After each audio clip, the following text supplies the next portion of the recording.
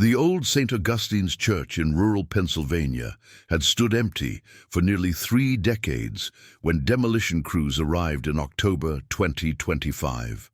The red brick building, with its cracked stained glass windows and overgrown graveyard, had been a fixture on Route 19 since 1892. Local historians pleaded for preservation, but the county had made its decision. What the workers found on that cold Tuesday morning would unravel a mystery that had haunted the community of Riverside for 47 years. Foreman Jake Patterson was overseeing the removal of pews when his crew member, Tony Vasquez, called out from the choir loft, "Boss, you need to see this." Patterson climbed the narrow wooden stairs, his boots echoing in the hollow space. Behind a false panel in the organ console, Tony had discovered a weathered shoebox containing photographs, handwritten letters, and a cassette tape labeled simply, October 14th, 1978. The truth.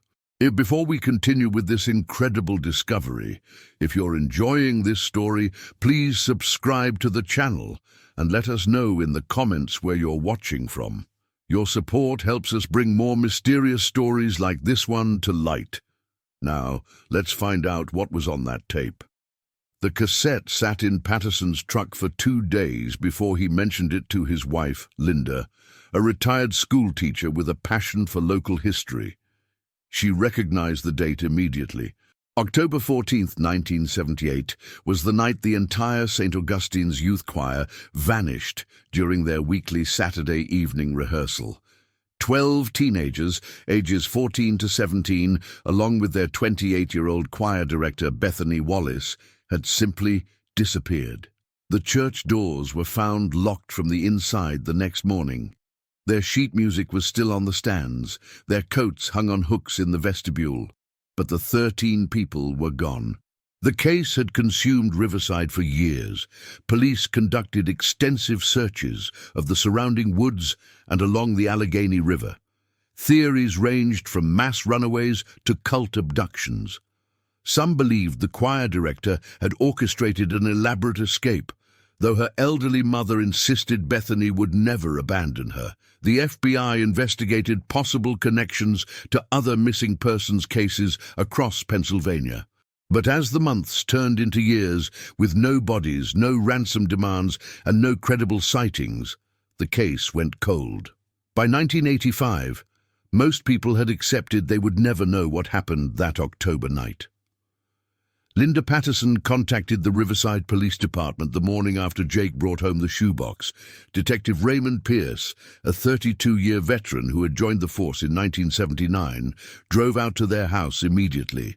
He had been a rookie when the choir disappeared, assigned to canvass neighborhoods and interview potential witnesses. The case had defined his early career, and though he'd worked hundreds of investigations since, this one never left him. Pierce's hands trembled slightly as he examined the contents of the shoebox. The photographs showed the choir members in various candid moments, laughing during practice breaks, goofing around in the church parking lot. He recognized several faces from the missing persons files he had studied countless times over the decades. There was David Brennan with his curly red hair, always the class clown. Janet Liu, quiet and studious, who had planned to study music at Oberlin College. The twins, Kevin and Kyle Anderson, inseparable since birth. The letters were more disturbing.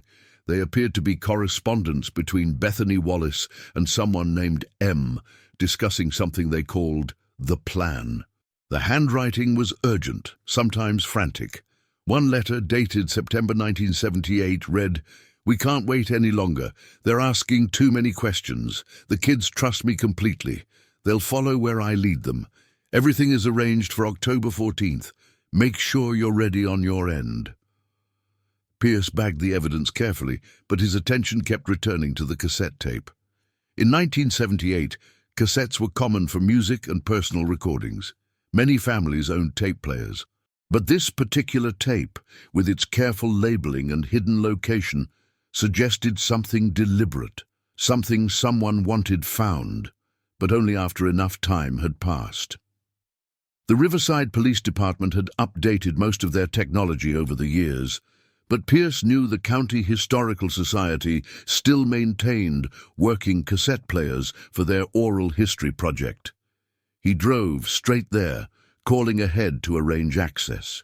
By 2 o'clock that afternoon, Pierce sat in a small archival room with Marlene Foster, the Society's curator, as she carefully loaded the fragile tape into a Sony player that looked older than some of her volunteers. The tape hissed with static for several seconds. Then a young woman's voice emerged, clear but strained with emotion. "My name is Bethany Wallace. Today is October 14th, 1978. If you're hearing this, I'm probably dead, and the children are hopefully safe. I need to explain what happened because the truth is not what anyone will think." Pierce leaned forward, his notebook forgotten in his lap. Bethany's voice continued, sometimes steady, sometimes breaking with tears. She spoke for 43 minutes, laying out a story so unexpected that Pierce had to rewind the tape twice to make sure he was hearing correctly. Bethany Wallace had not kidnapped the choir. She had saved them. According to her recording, Bethany had discovered in late August 1978 that 4 prominent men in Riverside, including 2 church trustees and a county commissioner, were operating what she carefully described as a network of exploitation involving teenagers from troubled homes.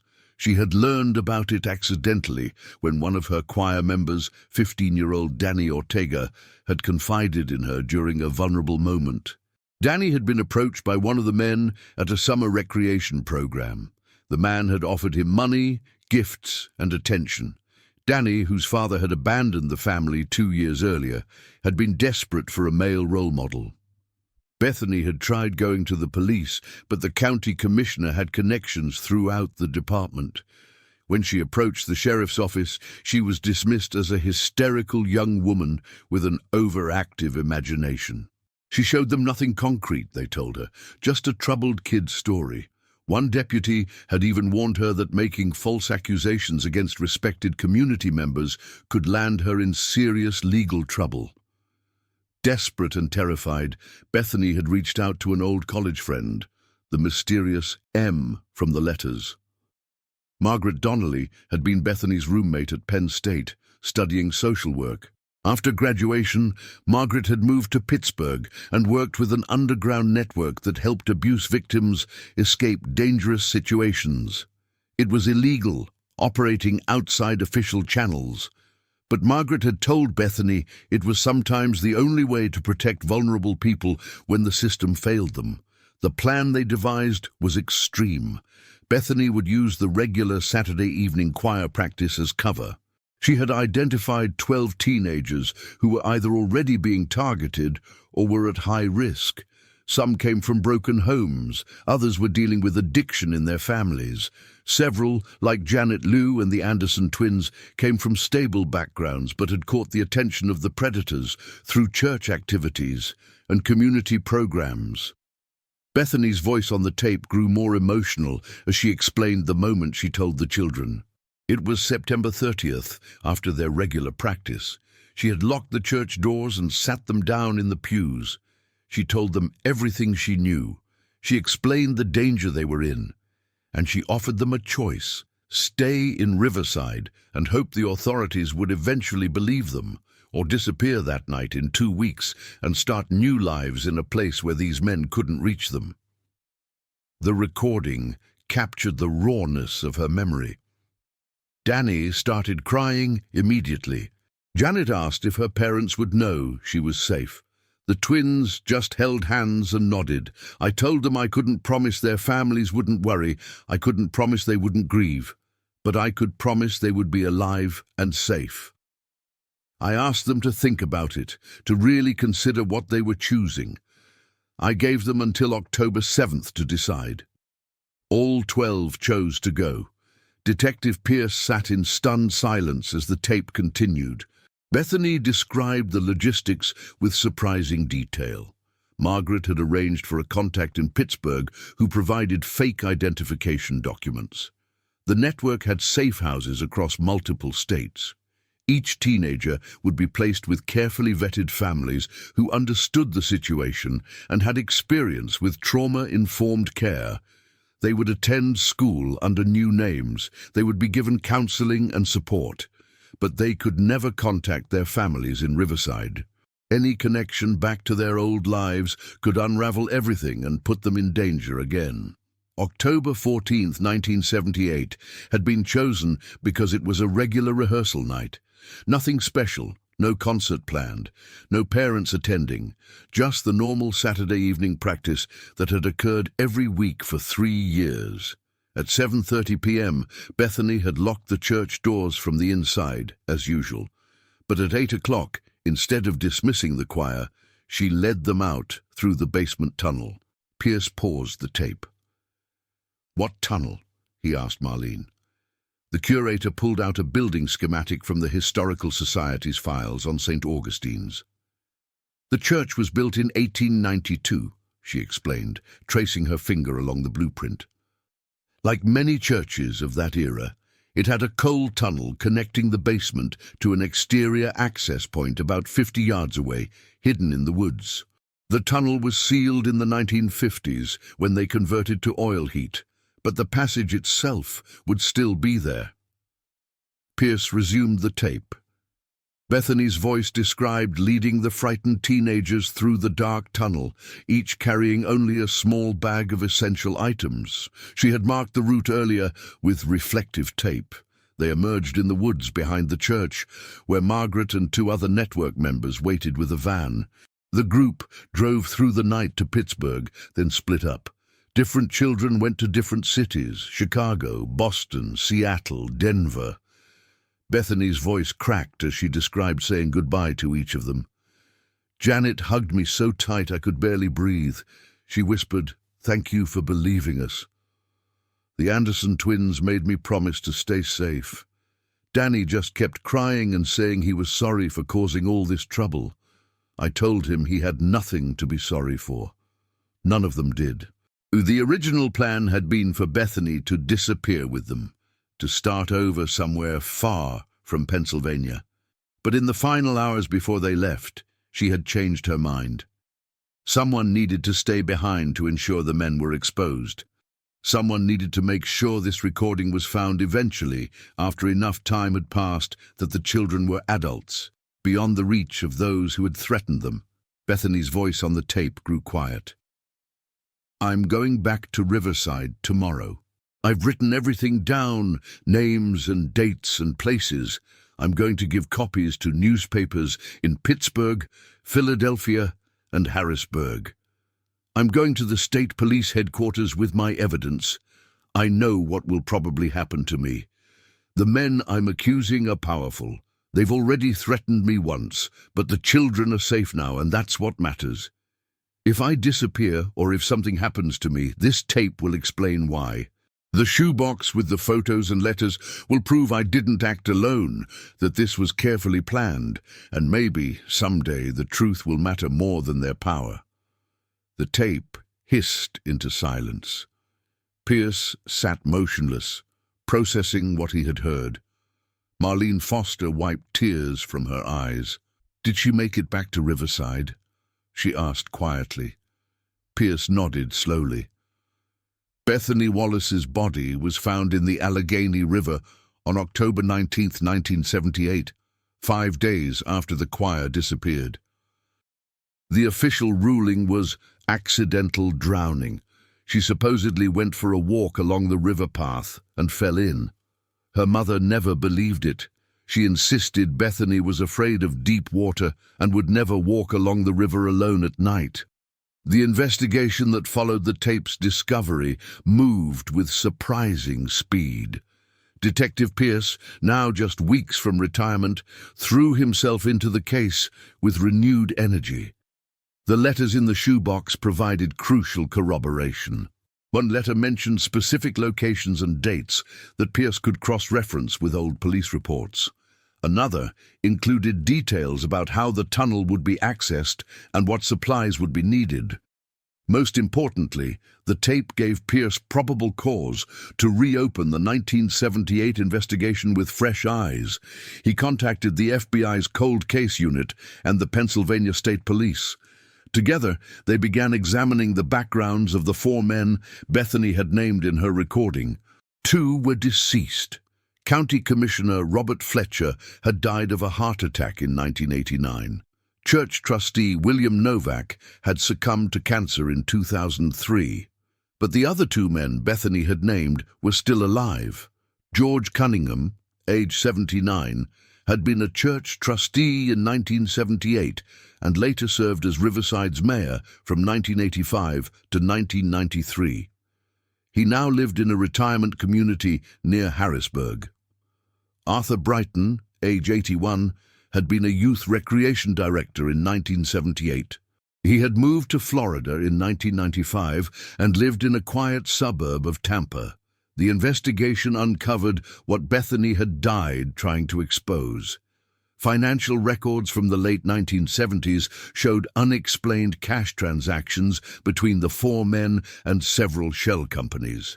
Therapy records from the Pennsylvania archives revealed that at least 6 teenagers from Riverside during that period had reported abuse to school counselors, but the allegations had never resulted in charges. Some of the names matched children who had died young from drug overdoses or suicide in the 1980s and 1990s. Most damning were the personal papers found in Robert Fletcher's estate when his daughter finally agreed to cooperate with investigators. Fletcher had kept journals. In coded language that became transparent once detectives knew what to look for, he had documented activities spanning from 1974 to 1988. The journals mentioned merchandise, clients, and troublesome individuals who asked too many questions. One entry from October 1978 simply read, "The Wallace problem has been resolved. River was the right choice." Pierce contacted the FBI's Behavioral Analysis Unit to help trace the network Margaret Donnelly had worked with. It took weeks of careful research, working through defunct organizations and tracking down social workers who had been active in Pennsylvania during the 1970s and 80s. Finally, a retired advocate in Pittsburgh named Helen Torres remembered Margaret. She was passionate, Torres recalled, maybe too passionate. She believed the official systems were broken, that they protected abusers instead of victims. She helped a lot of kids, but she operated in the shadows. I lost touch with her in the early 1980s. Through Torres's contacts, Pierce eventually located Margaret Donnelly, living under the name Margaret Davis in Portland, Oregon. She was 73 years old and worked as a trauma counselor for at-risk youth. When Pierce called her, explaining about the tape and the investigation, there was a long silence on the line. "I wondered when this day would come," Margaret finally said. "Is Bethany really gone?" "We never knew for sure." Pierce confirmed what the tape had predicted. Margaret began to cry. "She was the bravest person I ever knew," she said. "She sacrificed everything for those kids. She knew what would happen to her if she went back." Margaret agreed to cooperate fully with the investigation. She provided names and locations, explaining that the network had successfully relocated the 12 choir members to 7 different states. All had been given new identities. All had been placed with families who were part of an informal nationwide system of safe houses for abuse victims. The network had continued operating through the 1980s before eventually transitioning to work within legal channels as laws and protections improved. "Can you contact them?" Pierce asked. "The choir members? They're adults now. They deserve to know the truth came out." Margaret hesitated. "It breaks the protocols we established. But yes, I can try. They have the right to know Bethany's story is finally being told." Over the next 3 weeks, Margaret reached out through carefully maintained channels. The 12 choir members, now ranging in age from 61 to 64, had built successful lives across America. David Brennan had become a teacher in Seattle, married with 3 children. Janet Lew was a music professor in Chicago, never giving up the passion Bethany had nurtured. The Anderson twins ran a construction business together in Denver. Danny Ortega was a counselor for at-risk youth in Boston, dedicating his career to helping kids like he had been. Not all had thrived. 2 had struggled with addiction and mental health issues in their early years, though both had eventually found stability. 1 had died in a car accident in 1992, but the overwhelming majority had survived and built meaningful lives, lives they credited to Bethany's intervention. When Margaret explained what had been found and asked if they would be willing to speak with investigators, 11 of the 12 agreed. The holdout was understandable, a woman who had built a life completely separate from her past and wasn't ready to revisit that trauma. Pierce respected her decision. The interviews were conducted carefully, with trauma counselors present. One by one, the former choir members shared their stories.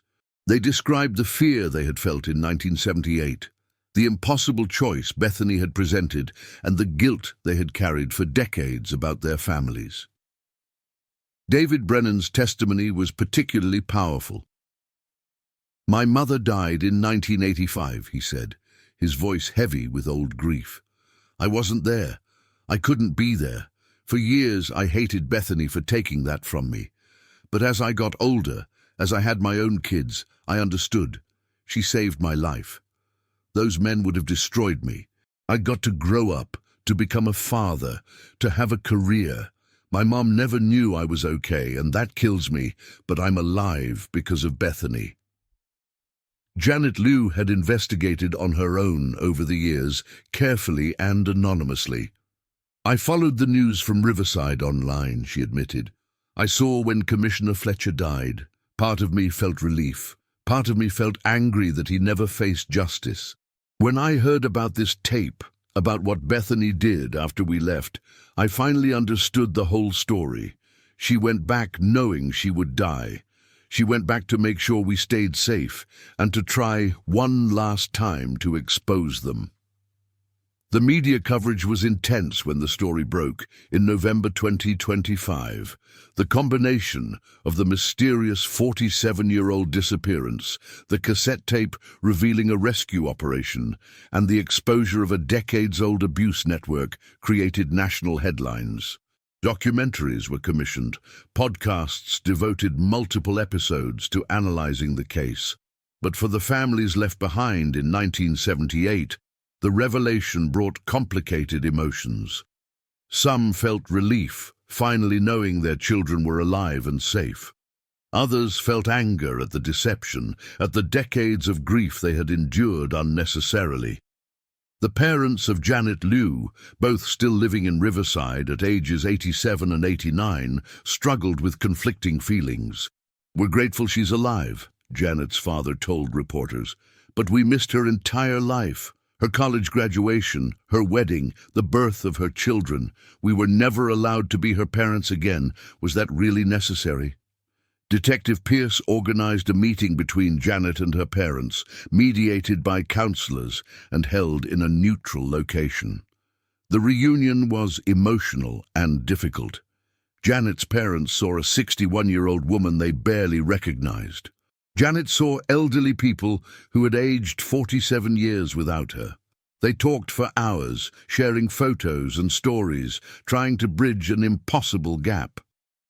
"I wanted to contact you so many times," Janet told them, tears streaming down her face.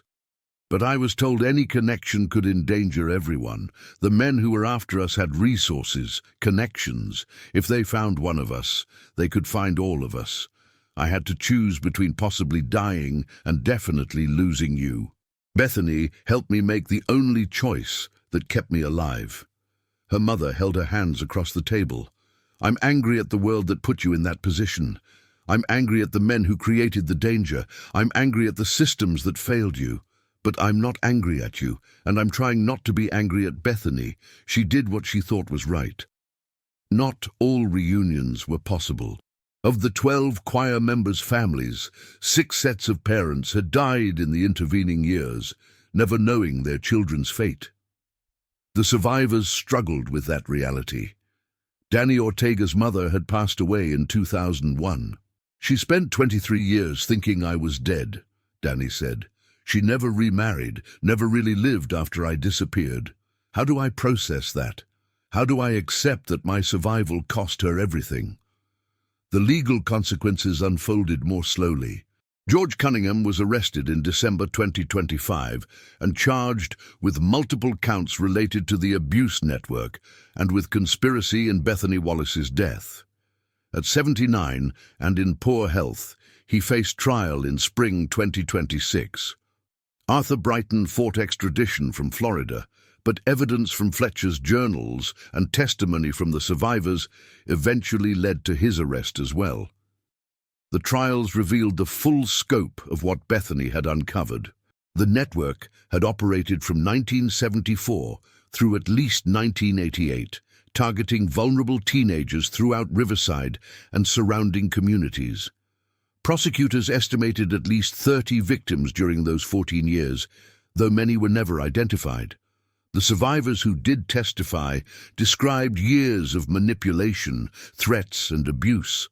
Several explained how they had tried to report what was happening, but were dismissed or intimidated into silence. Cunningham's defense argued that Bethany Wallace had been an unstable woman who had kidnapped the choir members for her own disturbed purposes.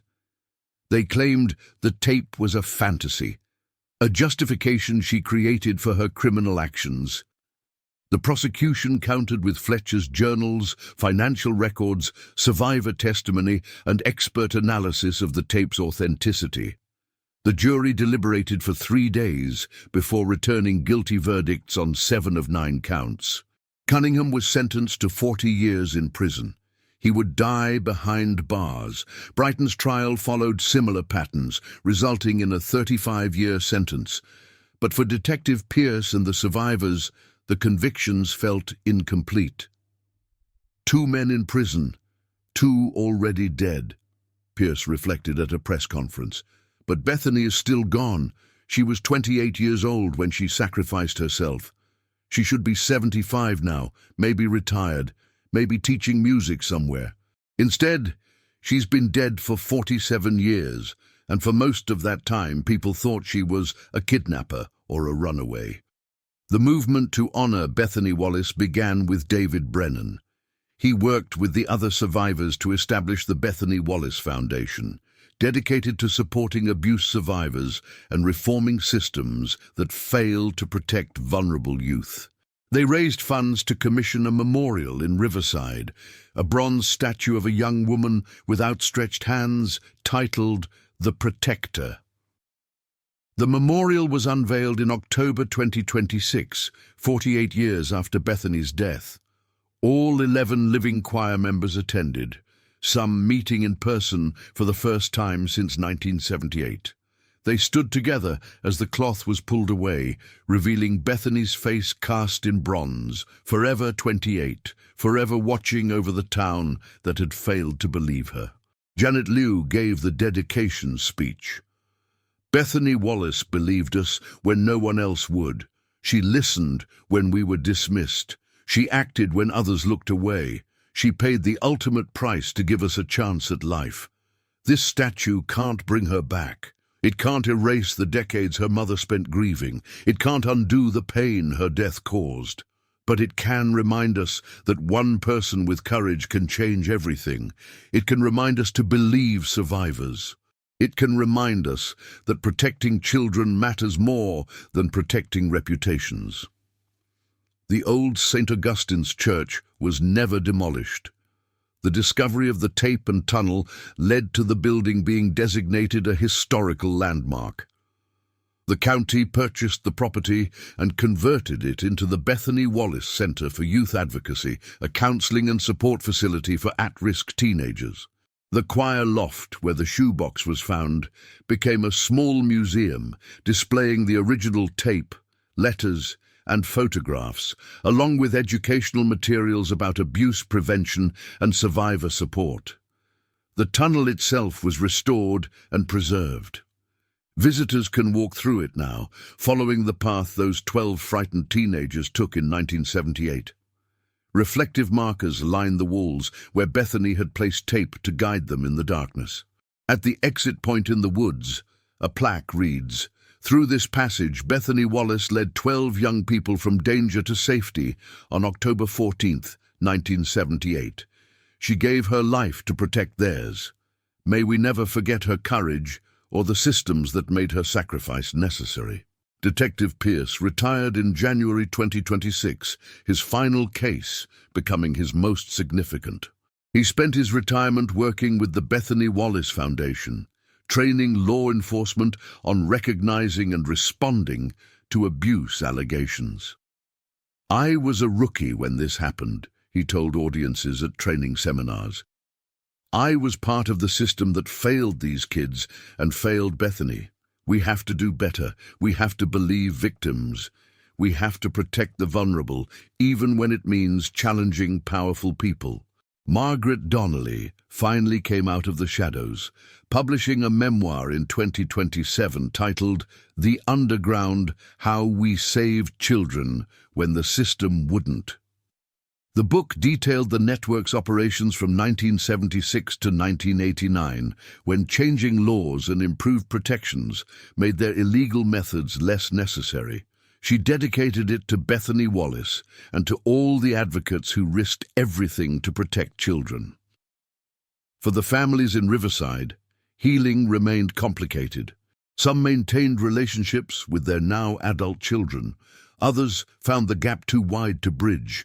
The town itself wrestled with its past, acknowledging that respected community leaders had operated a predatory network for over a decade, while authority figures looked away. A community truth and reconciliation process began in 2027, bringing together survivors, families, law enforcement, and community members to process what had happened and work toward systemic changes.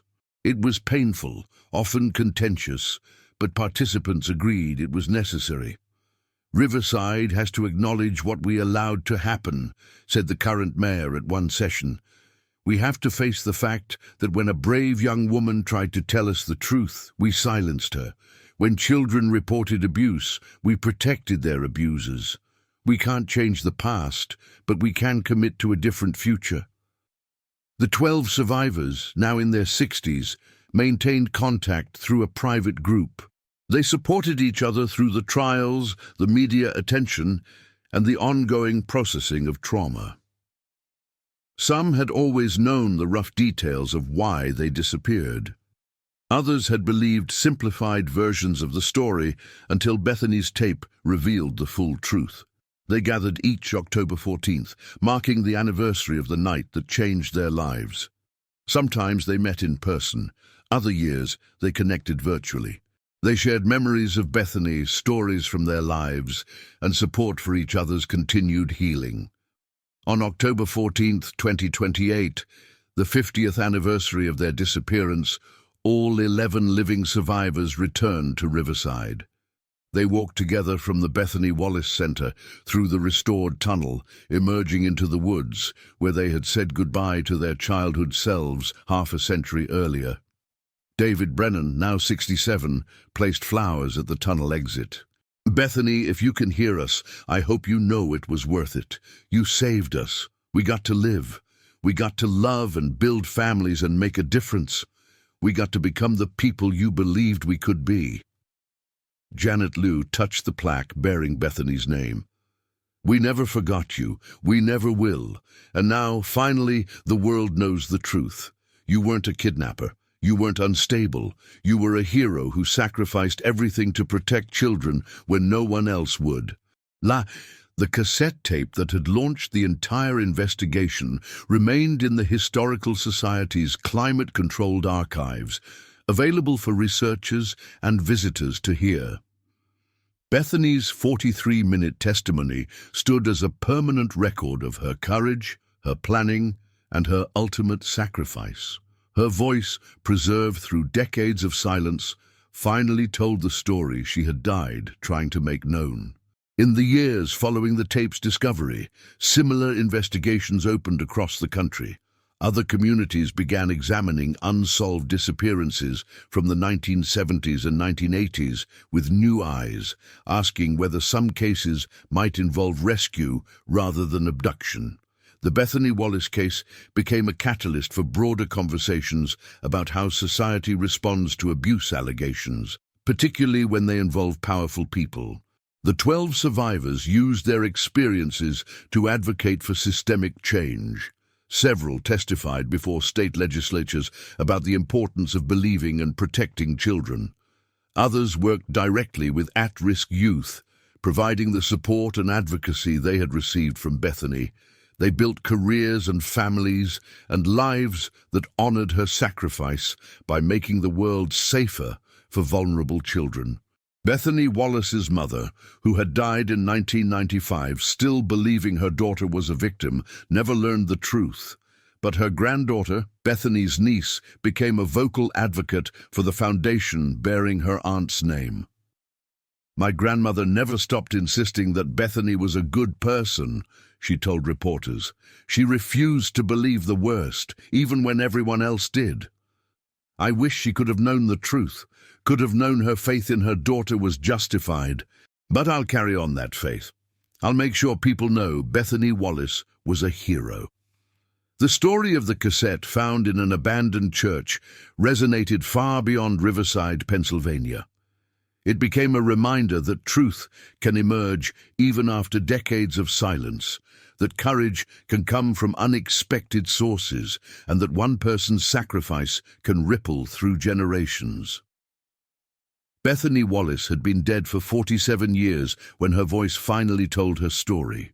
But that voice, preserved on magnetic tape hidden behind a church organ, proved powerful enough to bring justice, healing, and change. The survivors lived with the knowledge that their lives had cost Bethany hers. They carried that weight differently, processed it through various lenses, but all agreed on one thing: they would make sure her sacrifice mattered. They would tell her story. They would protect other vulnerable children.